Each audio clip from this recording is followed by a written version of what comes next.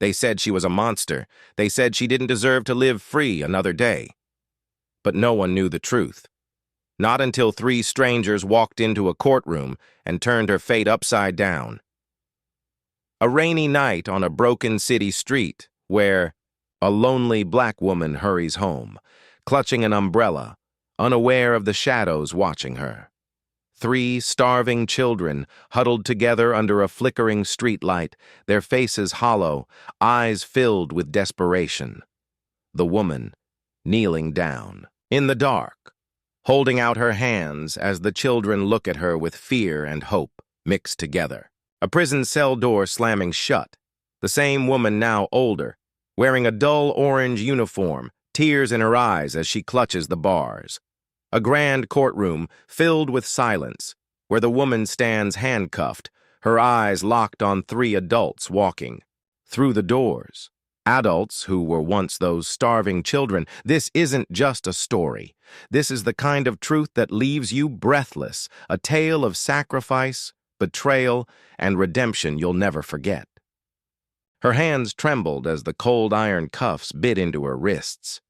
The courtroom was packed, silent except for the sound of heavy breathing and the occasional cough.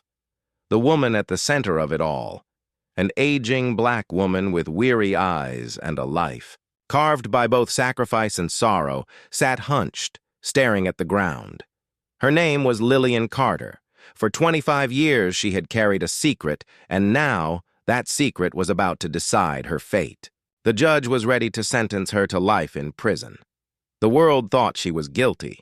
Everyone in that courtroom believed justice had finally been served. But little did they know, three unexpected voices were about to change everything. Lillian's story began long before the trial, long before her name ever appeared in the newspapers. She had grown up in a tough neighborhood where poverty was not a condition, but a curse passed down like an inheritance. She worked double shifts as a cleaner, raised her younger siblings, and had no time for herself.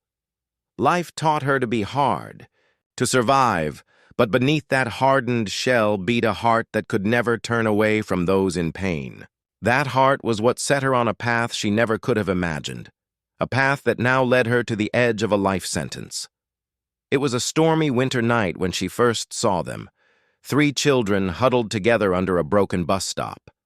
Their clothes were torn, their cheeks stained with dirt, and their eyes wide with the kind of fear no child should ever carry.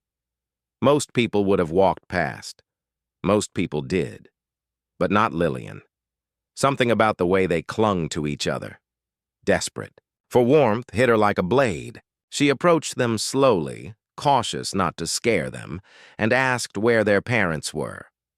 Silence. Just frightened stares. Lillian didn't press further. She simply said, "You're coming home with me tonight." That single decision changed everything. The kids, two boys and a little girl, were homeless, abandoned by parents lost to drugs and crime. They didn't even know what it meant to feel safe. Lillian gave them food, a place to sleep, and slowly, painfully, she gave them trust. She worked even harder, scrubbing floors during the day and washing dishes at night just to make sure those kids never went hungry again. People told her she was crazy. "They're not your responsibility," they said. But for Lillian, they were. She became their mother in every way that mattered. Years passed. The children grew. The oldest boy, Marcus, turned his pain into determination and became a lawyer. The younger boy, Darius, found his calling in medicine, training to become a surgeon. The little girl, Naomi, blossomed into a teacher, nurturing kids the way Lillian had nurtured her. They all owed their lives to the woman who had once found them in the cold. But Lillian never told them everything.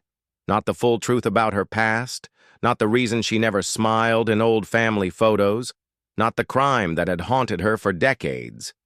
It came crashing down one morning when police swarmed her small house. She was arrested in front of her neighbors, accused of a murder that had taken place 25 years earlier. The newspapers screamed her name. The prosecutors painted her as a monster who had taken someone's life in cold blood. The evidence, though circumstantial, seemed enough. Lillian had been at the wrong place at the wrong time back then. She had been poor, desperate, and around people who were capable of terrible things. She had kept silent for so long, thinking the past was buried. But it had found her again. In court, the prosecutor's voice boomed as he described her as a manipulative woman who pretended to care for others while hiding a dark truth. The jury watched her with cold eyes. The judge's gavel echoed through the courtroom like the tolling of a bell. Everyone thought it was over. Lillian didn't cry. She simply lowered her head, accepting the weight of the punishment she believed she deserved. Not because she had killed anyone, but because she had carried guilt for too long. Guilt for surviving when others hadn't. Guilt for choices she made when she was young and scared. But then something no one expected happened. The courtroom doors opened and 3 figures walked in, Marcus, Darius, and Naomi. They were no longer the fragile children she had rescued. They were grown, powerful, respected in their fields, and they came to fight for her. Marcus stood first, his lawyer's voice sharp, commanding the room. He exposed holes in the case, unraveling the prosecutor's arguments. He reminded the court that the evidence was weak, circumstantial, and riddled with inconsistencies. He spoke not just as her lawyer, but as her son. He told the jury about the night she found him, cold and starving, and how she had sacrificed everything to give him a chance at life.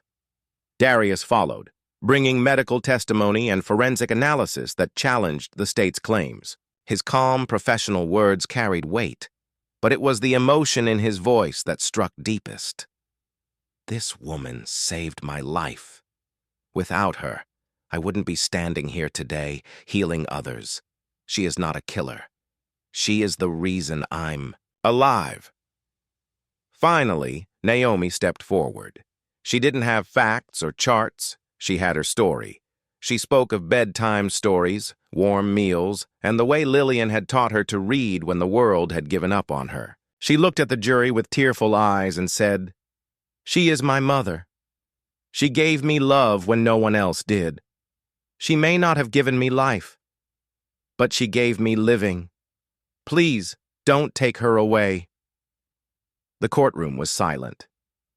The jury shifted, uncomfortably. Even the judge leaned forward, his stern mask cracking slightly. For the first time, Lillian raised her head and looked at the children she had raised. Her lips trembled. She had always thought her past defined her, that the mistakes and shadows of her youth would forever destroy her future. But here, they were proof that her life had mattered, proof that love had conquered everything else. The deliberation took hours, but when the jury returned, their verdict shocked the room. Not guilty. The words rang out like thunder, and the packed courtroom erupted.